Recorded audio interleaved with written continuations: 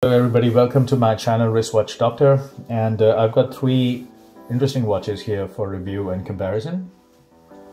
I've got watches from the brands ORIS, Longines and SINN, and these three watches are, these particular watch models that I've got here are all Pilot's watches, and they kind of sit in a very similar sort of a price because they are in the $1,500 to $2,000 price range. And I believe it's okay to compare them because they do belong to the Pilot watch category, and the three brands, SINN, ORIS and Longines, have their product line which kind of largely overlaps, especially in terms of the price points. However, it can be said that SINN is more of a tool watchmaker and Longines is more of a luxury watchmaker. Well, it depends on the perception of people, and everybody has got a subjective view on this. But I do believe that SINN is often thought of by the greater watch community to be more of a toolish, highly functional sort of a watch, and Longines sort of a luxury watch, which does have tool watches in its product line, of course. ORIS is kind of like something in between. That's kind of like my understanding of the perception of these three watch brands anyways. And you may differ, So ORIS is something like in between, I would say, SINN and Longines. Of course, it's known for its tool watches, like the dive watches it's quite famous for, the ORIS Aquis.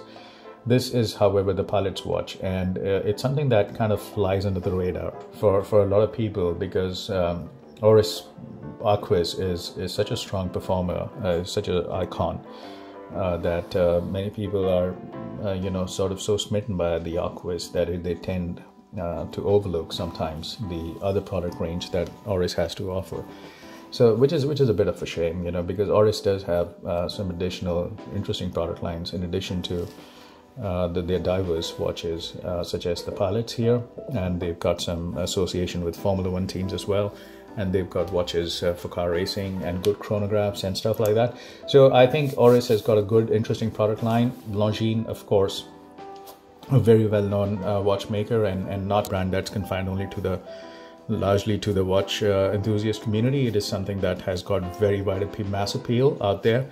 Everybody recognizes Longines as a good Swiss brand. And it's very iconic, and its logo is one of the oldest in the watchmaking industry. And SINN is a relatively new player, but it's made a significant impact on the watchmaking technology in the last 60 or so years of its existence, and that's why I like SINN, because some of their watches are so fabulously engineered, and some of the technologies that they've introduced, for example, argon-filled cases, they've been in my opinion, they've been radical innovations. And even though some people may think that they are sort of over-engineered, but I can see, as an engineer myself, I can see the reason behind adopting those sort of technologies, like having argon-filled cases. It does help in reducing the deterioration of lubrication oils in the watch movement. So I think all of these three watch brands are very, very good watch brands. And though they are not of the level of the Holy Trinity, like the Vacheron Constantin, Patek Philippe, and Audemars Piguet. However, they do have a lot of watchmaking pedigree and heritage behind them, and some really good innovations and iconic models under their belt. So let's have a quick look at ORIS. Now, this ORIS aviation watch is a very simple and a straightforward sort of a design, but it's executed well. And that's kind of like the appeal of this watch is, it's simplistic in terms of its design, but really nicely executed. This Longines, by comparison, a great watch with a very retro designed cushion case and a coin-edge bezel, which really harks back to the time when this watch was originally launched in 1935 and issued to Czechoslovakian pilots back then. It has got a very strong retro appeal, and I really like that about this one. This is a Heritage 1935, and it's individually numbered, by the way. So I'm not sure if it's a limited edition, but it's got this individual numbering at the case back. So I presume that it could be a limited edition model, but I can't really remember because it has been quite a while since I bought this watch from the market. So both of these watches, good movement, good functionality, very high legibility. I think that the ORIS has done a good job with their oversized hour markers, the numbering, there was perhaps more leeway for them to experiment with the watch design because it's a bigger case of 45 mils. As opposed to a smaller case of 42 mils for the Longines, and a much smaller dial by comparison, because much of the space is taken up by the cushion case around it as well. So I think Oris did have that leeway in terms of watch design and what it could offer. So it could offer a day and date functionality in addition to timekeeping, which is good, and I think this is quite a legible, a good everyday watch. Despite the fact that it's 45 mils, though, it does not get noticed a lot, I guess because of the simplicity of the design, but I do really like it a lot. It's a very nice watch with a good robust movement as well. However, it's not much to talk about the movement because it seems like it's a Sellita SW200, a basic watch movement, for watches in this price range, and I think Oris has done some calibration or some modification to it. So that's my overall impression about the watch of this Oris. The Longines is really fascinating in terms of the hour and minute hands and the hour markers are designed. There is, as I said earlier, there is actually a lot of history and a lot of heritage in this watch, and this is almost true to the original that was released back in 1935, except for the fact that the original did not have a date window at 6 o'clock position, and it was 1 millimeter smaller in diameter. So that being the only minor, relatively minor at least, differences between this and the original 1935 watch. I think it's still pretty true to the original and is justifiably called a Heritage 1935 by Longines. And I think that's what I like about Longines. They've got such a rich history that they can always go back into their catalog of the previous decades and probably pick something up for reintroduction into the market today. And most of these watches do fairly well, and I think most watch enthusiasts are very keen on heritage watches, just like I am. I do like Longines heritage watches quite a lot. So a good watch, very good legibility, very good finish, excellent finish. The coinage bezel is done very nice as well. It captures light beautifully. So I think an excellent value proposition. Yeah.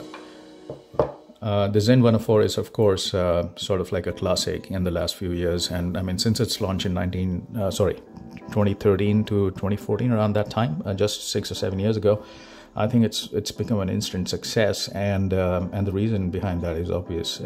It's obviously a very functional watch. It's very well built. It's very robust. You can feel the quality of the watch. As soon as you pick it up and hold it in your hand. The captive bezel is a pleasure to use. The clicks are very strong.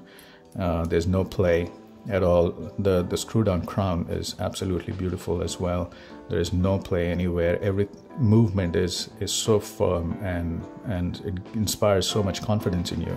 You know that this watch is built to last, something that you could potentially pass on to your next generation as well. Well, similar things could be said about the Longines and Oris as well.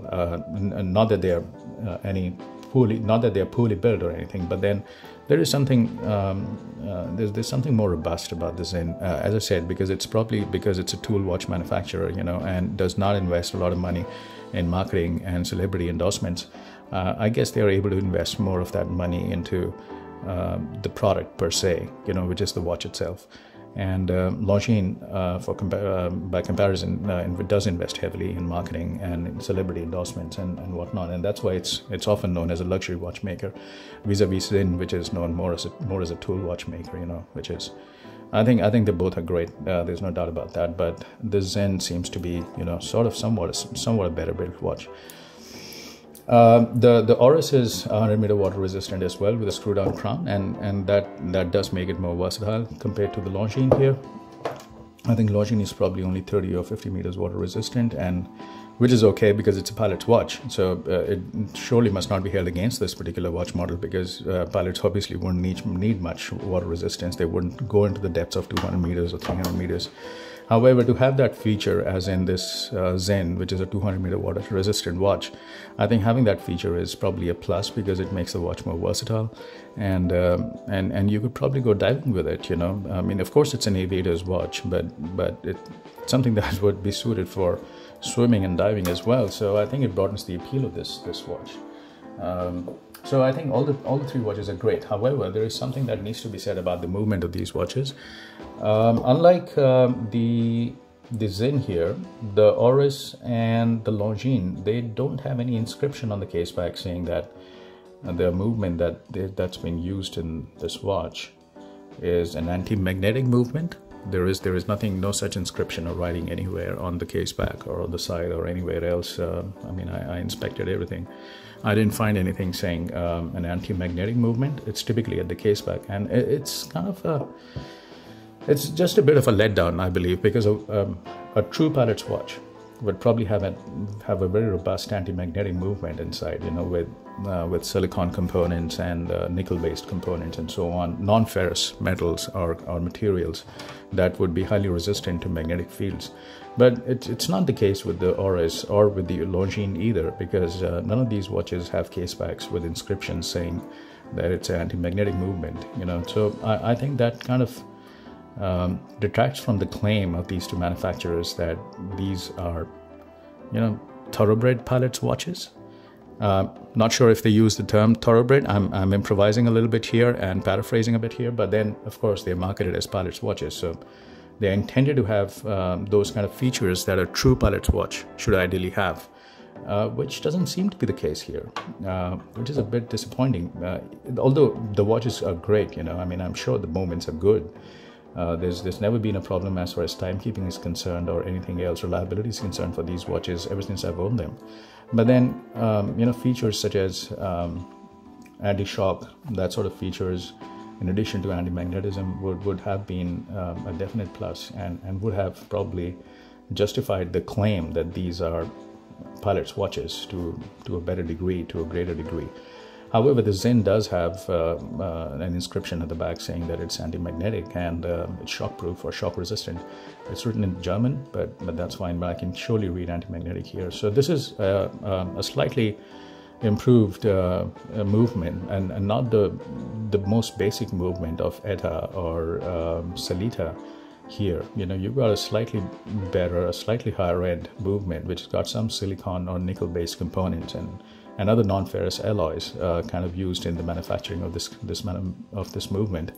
So this kind of feels more like a true pilot's watch as far as the movement is concerned. There's no doubt that this is a true pilot's watch in the sense that the design is nearly identical to the one that was introduced back in 1935, and it was actually issued to Czechoslovakian pilots. And so this watch the watch of this design has been actually used in the cockpit by a lot of people. So this is a true aviation watch in that respect. There is no denying that fact. ORIS also, you know, the history of ORIS ProPilot does go back several decades as well. So there's no denying the fact that the ORIS is also a true pilot's watch. But I think that the movement of these two watches are a bit of a letdown. You know, maybe they are using anti-magnetic, anti-shock kind of movements here, but they haven't bothered to inscribe. I'm not so sure. But then the SINN does take an additional box in that respect. You know, that the movement seems to be more robust, a little bit better in terms of, you know, its features and its robustness, so to speak, because it's anti-shock as well. So there you have it. You know, that's the comparison. That's my impression about the three watches. Good basic movements in ORIS and Longines. I think tweaked by ORIS and Longines as well. Pardon me for my mispronunciation. So they both probably modified and calibrated these two movements, you know, a bit, and which ensures that both the watches keep good, accurate, reliable time. And I don't have any complaints. But then, you know, I think the SINN has a better movement with more accuracy. I think the SINN is keeping time within chronometer standards, and which is like 2 or 3 seconds a day. I think that's really good accuracy. And it is not a certified chronometer though. It does not say certified chronometer. It doesn't come with a certificate. However, the performance is on par with a chronometer level watch. I'm reasonably happy with the performance of these two watches, and I'm very happy with the design and the overall execution of these two watch designs as well. So there you have it. You know, thank you so much for watching. I think the SINN gets one additional box checked for me as far as I'm concerned. because of its movement. And but one could argue that an ideal pilot's watch should have a GMT hand as well as an additional function to keep track of different time zones.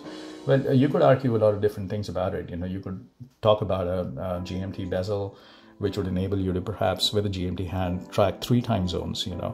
But then the costs go significantly higher when you start talking about all those features. And these are entry-level watches in a way for the luxury market segment. And these entry-level watches are built to a budget, and they definitely are built to be offered at a certain price.